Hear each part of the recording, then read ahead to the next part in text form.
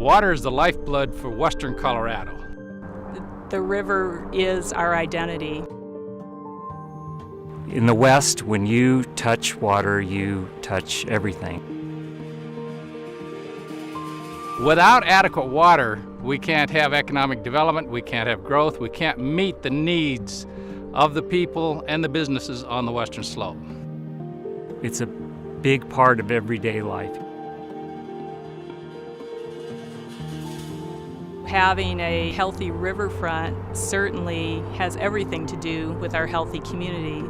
And the riverside habitat, otherwise known as riparian habitat, is critically important to the health of those rivers. The first thing I noticed when I moved over into the western slope, the vegetation along the river was a kind of vegetation you did not want to get close to.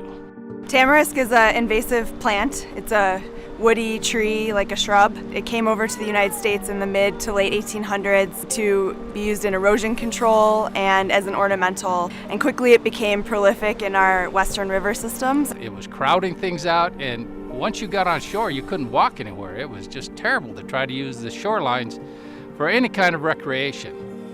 Tamarisk are responsible for channelizing the river. They introduce fire into systems that traditionally don't get fire. They outcompete native plants. And then in terms of human aspect, they really impact recreation and agricultural practices that really are beneficial and very important to the quality of life for us in the West. And you start adding up the amount of water the tamarisk and the Russian olive were drinking, that's water that can't be used downstream. How does anything solve a problem that goes from here to California?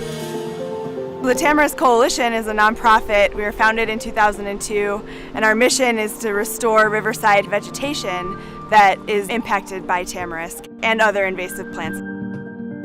Saw coming on! Tamarisk Coalition came into being really to bring everybody's efforts together. A network of organizations and people and land managers. The Tamarisk Coalition is an essential glue in a lot of the partnerships that I work in. My organization send folks really the boots on the ground to restore these watersheds and really implement the first action. We have local programs like the Desert Rivers Collaborative, and then we have regional programs where we're trying to support land managers and people that are trying to restore their rivers as a collective. The Tamarisk Coalition does a great job of presenting the case for a balanced environment that opens up the door for a more cooperative spirit between local governments and private landowners. If you're going to clear tamarisk on the shore, it has to be a group of people that are brought together, organized, and then funded.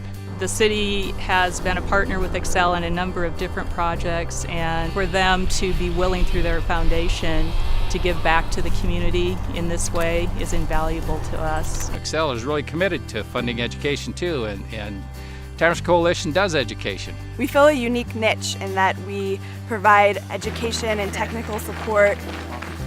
Mostly in these wetlands here, it's mainly going to be your sedges, rushes, and grasses.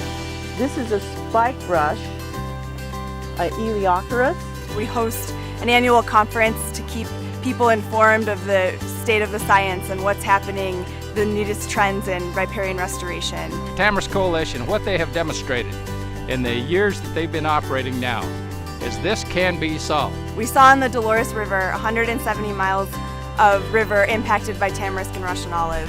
But we were able to bring in private landowners, foundations, other grantors, Conservation Corps, volunteers, and we were able to work at a landscape scale.